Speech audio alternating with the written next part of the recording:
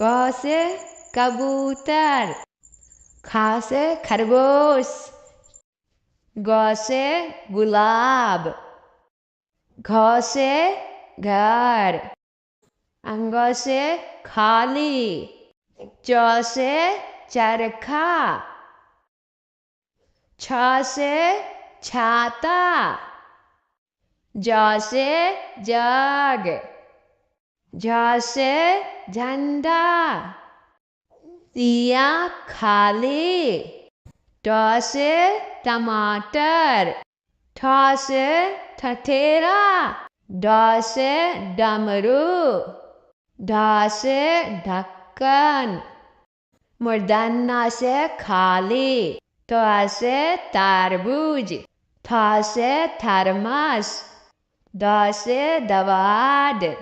ध से धनुष, न से नल, प से पतंग, फ से फल, ब से बकरी, भ से भालू, म से मछली, य से यज्ञ, र से रथ, ल से लट्टू, व से वक, स से सलगम, स से षटकोण, स से सपेरा, ह से हाथी, अक्ष से क्षत्रिय, त्र से त्रिशूल, ज्ञ से ज्ञानी, अ से अनार, आ से आम,